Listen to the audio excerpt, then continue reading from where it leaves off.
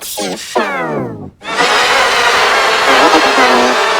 Welcome to the first episode of the Sprixie Show. Today, we're going to be looking at something so interesting and so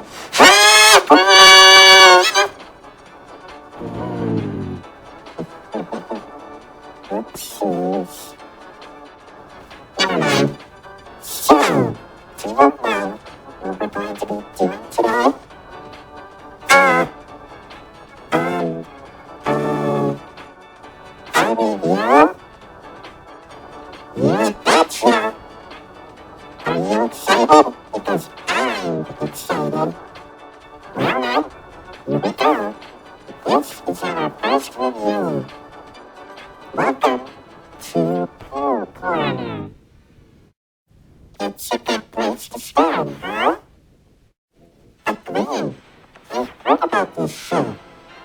It's, well, don't worry, please just calm down. It's okay. I don't want to hear about it anymore. Please.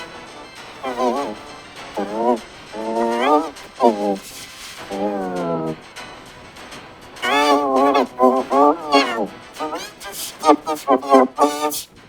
Please. Anyway, let's continue with the review. Well, first of all, it looks like a dancing Winnie the Pooh show, huh? Well, it is. It's worth noting that this is the very first Winnie the Pooh TV series. And as you can see, it's live action. Who doesn't love live action? Okay, let's play the stream. Let's just take a look at some of the differences. The biggest difference is Winnie the Pooh himself. He looks like Winnie the Pooh, only some people think he's creepy looking. Well, the cartoon Winnie, he looks kind of cute, as you would expect. That's his regular appearance. But the live action part of Pooh Corner, he's kind of, well, dare I put it, a little bit unnatural. I mean, his head seems a little too small, obviously because it's a costume, and people don't have that big of a head. And, I don't know, just seeing him walk around in like full body when there's somebody in the costume, it's just, I don't know. Don't even get me started about those eyes. I don't know why they made his eyes look like that, but I guess it's just so he can blink. Who can blink without those? And does anybody know what they all look like? I assume they look like something. It's probably because of how low budget they are, but they can't really afford to make them look so good. You wouldn't know. Piglet is, well, he looks kind of cute. I'm pretty sure that the person who made these costumes had to make sure that they fit the people, were able to have their heads in their bodies. They probably fit. But piglets, I wonder how small the person in the piglet costume was. Probably a little person or something? I don't know. But let's look at the differences between this piglet costume and the cartoon piglet. Well, the head's a little bit roundish. Also, this version of piglet wears a scarf. Well, the piglet we all know does not wear a scarf. I mean, it is a cute looking scarf. I do like scarves, but, well, he does look cute in that scarf on his head.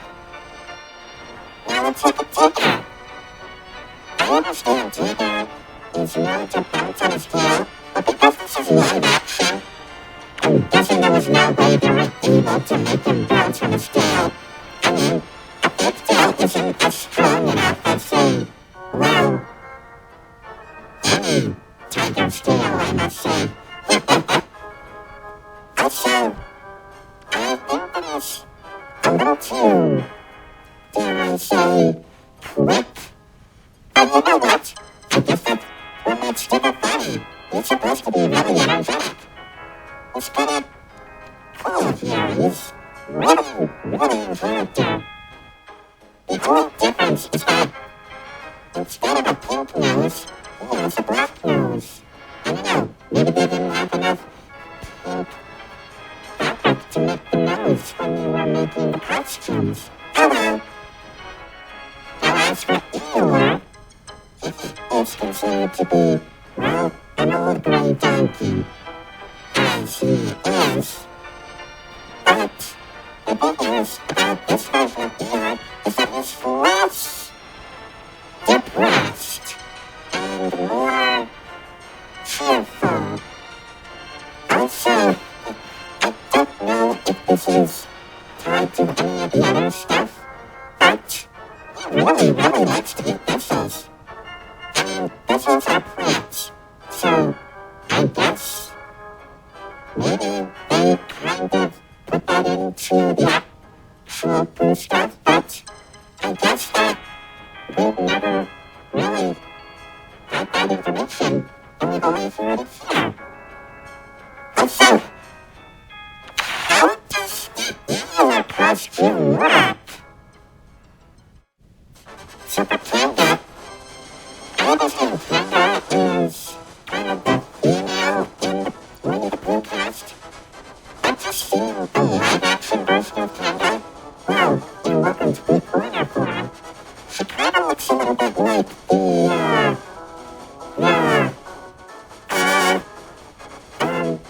alright, let's move on. Well, is actually kind of cute. And that's all. Moving on. As for Rabbit, I did go back to the costume proportions, and, well, the reason why they look like this is so they can fit the person in the costume. But for this, I feel like Rabbit looks a little bit too, wide. Well, the cartoon Rabbit is more, well, thin, I must say.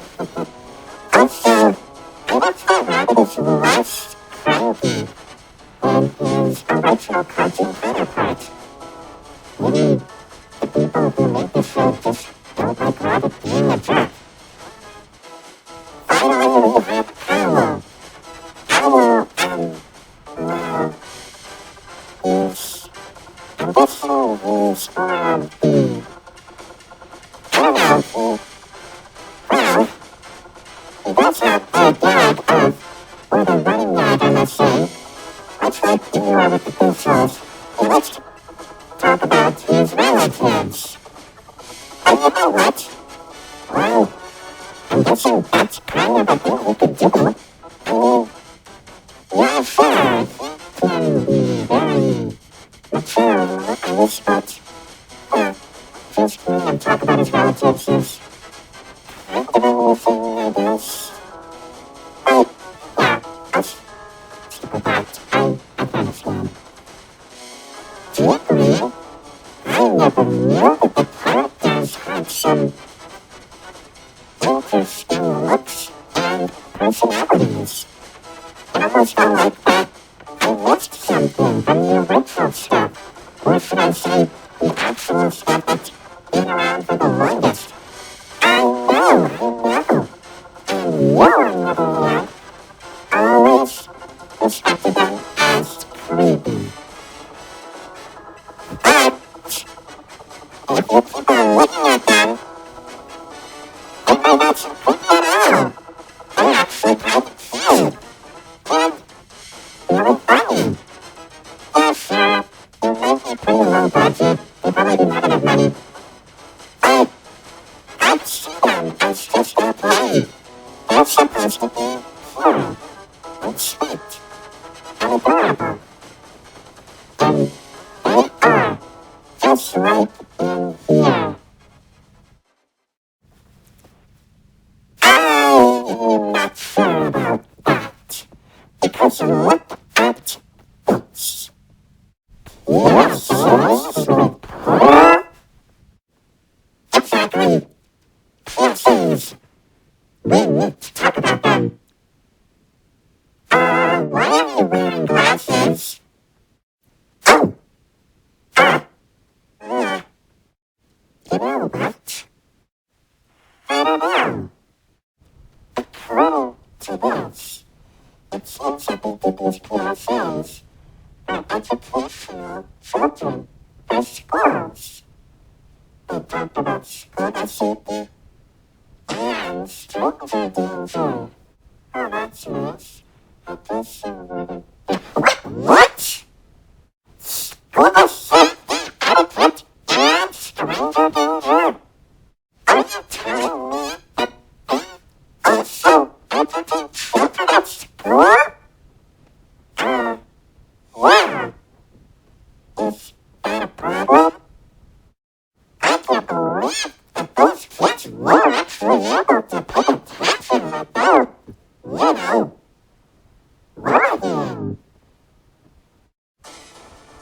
Don't worry about anything. You see, Pooh's school doesn't enter. It's a 13-minute long PSA. It was released, I believe, in 1984. It taught children all about proper school bus etiquette. Well, what the point is that the day he boards the school bus to deliver at the band school lunch to Christopher Robin, which I believe is the only time he was ever addressed to in the show. Anyway, while on the bus, they talk about what to do and what not to do in terms of school bus safety. This includes not running in front of the bus, not going under the bus, and don't eat or drink on the bus. Proper safety school bus stuff. All that,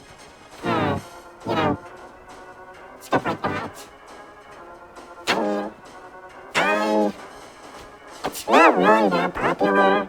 In fact, I'm pretty sure that you can only find a VHS copy of it somewhere in, I don't know, a really old vintage antique store or something. Some kind of thrift shop. There's no way you're able to find it in a library anymore. Unless you look hard. Really hard. I mean, come on. I feel like that this is probably one of the most jarring things I have ever experienced from Winnie the Pooh, but there's more. However, there was another PSA, which is obviously the Stranger Danger one. Too Smart for Strangers was released in 1985 and was 45 minutes long. That is a very long one. But it's like, that's 45 minutes. In this one, you have to learn all about Stranger Danger. It features a few kids talking about what to do when approached by a stranger and what to do when, what happens. And of course, the Winnie the Pooh characters also give some tips on how to stay safe. Don't let a stranger in your house when a parent isn't home. Don't take anything from a stranger that they offer to you, and run away when approached by a stranger while on the street. The reason why this is so infamous is because, well, they also talk about knowledge fiction, which is, well, touching private parts. They talk about private parts in this. But despite all of that, it's still a really good show, just like all the other ones. Well, that's our show. Bye!